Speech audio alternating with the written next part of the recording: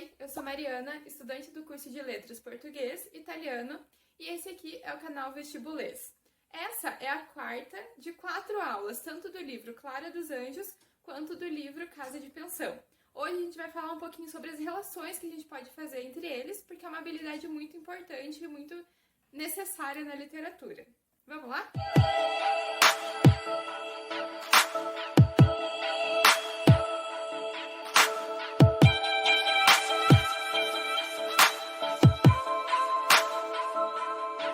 Você já ouviu esse ditado popular aqui?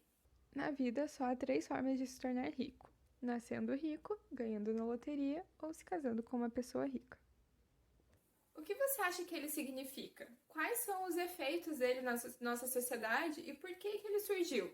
Como você acha que ele era visto na época em que o livro Casa de Pensão e que o livro Clara dos Anjos foi publicado? Bom, esse ditado e muitos outros que existem na nossa sociedade representam uma convenção muito grande que nós temos, que é o casamento. O casamento por amor é uma concepção muito nova que a gente tem na história. Então agora eu vou falar um pouquinho para vocês como era visto o casamento em diversos períodos da história. Então vamos começar pela Idade Média. Naquele período, o casamento era só uma maneira que as famílias ricas encontravam de manter a fortuna acumulada na mesma família. Então, uma família rica, uma menina rica, só se casava com um homem que também fosse muito rico, para que a família continuasse muito rica.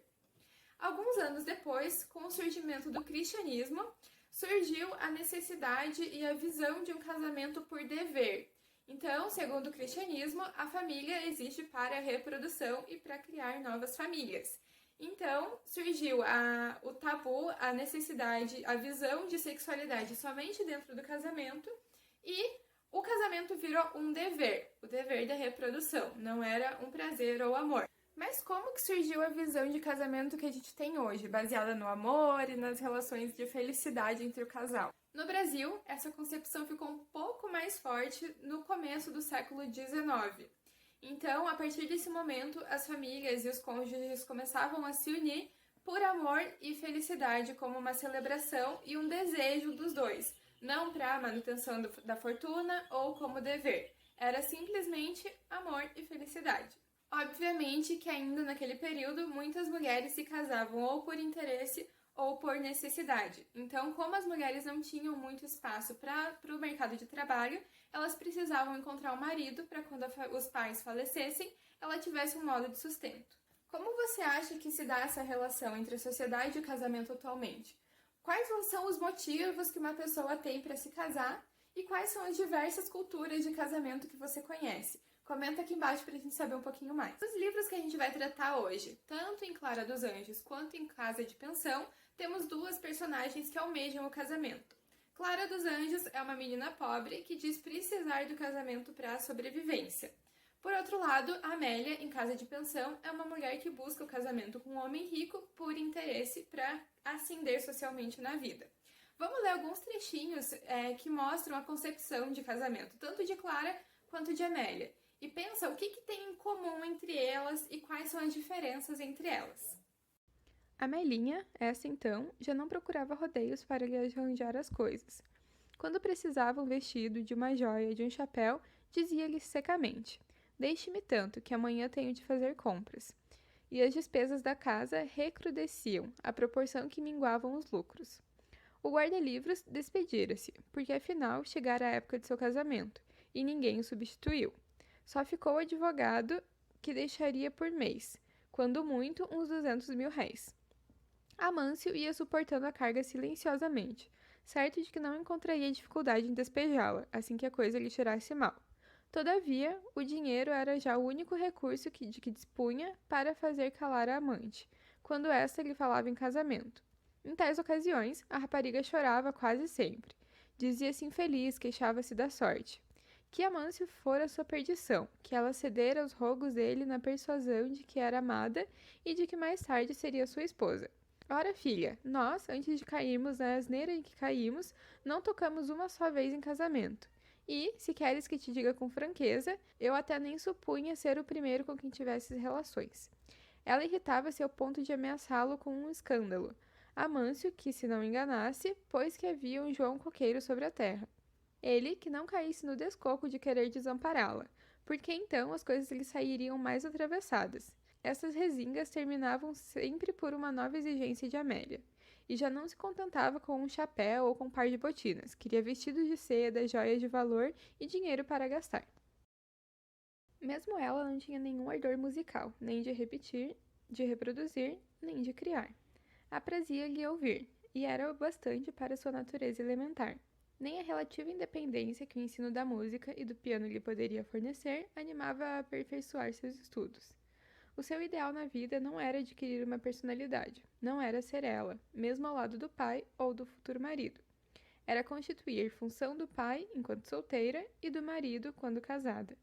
Não imaginava as catástrofes imprevistas da vida, que nos empurram, às vezes, para onde nunca sonhamos ter de parar.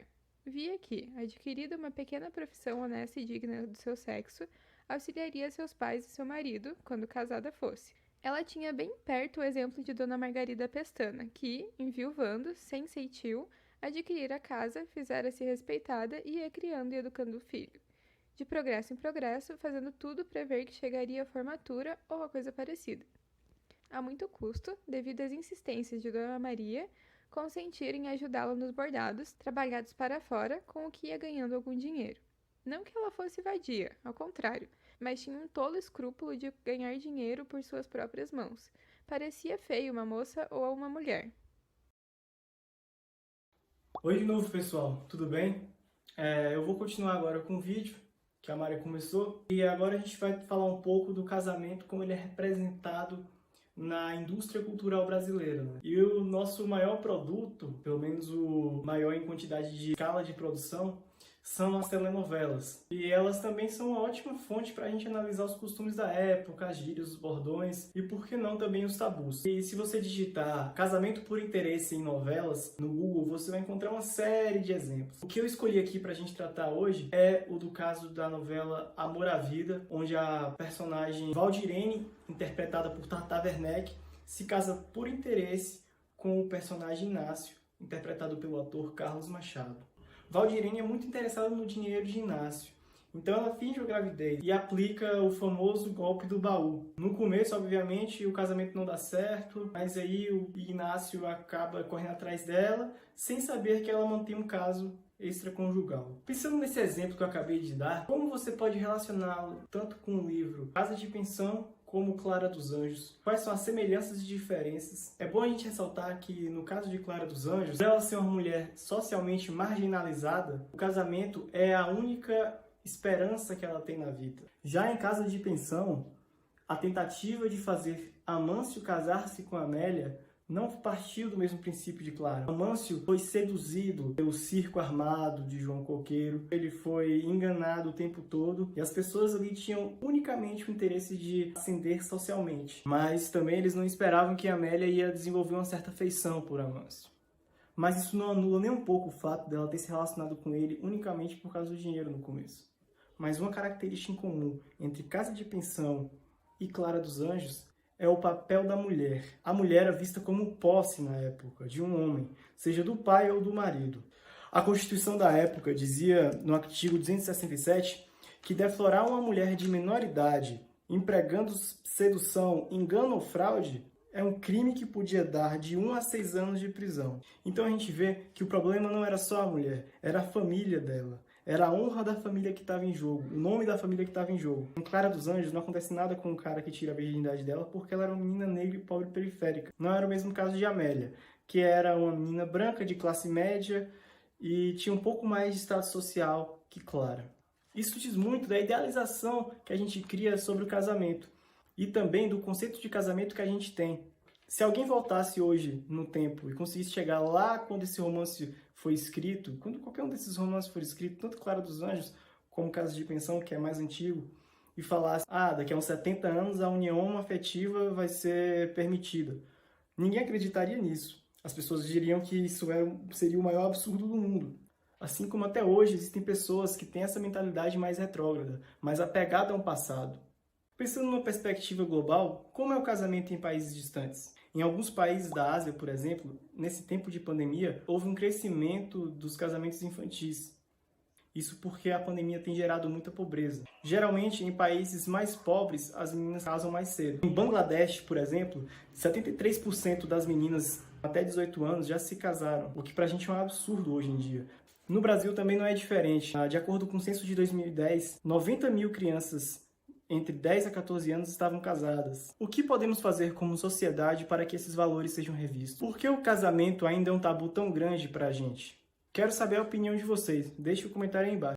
Se você gostou desse vídeo, não deixe de curtir e compartilhar. E não esquece que aqui na descrição tem um documento com tudo isso que a gente falou e um pouquinho mais. Até a próxima. Tchau,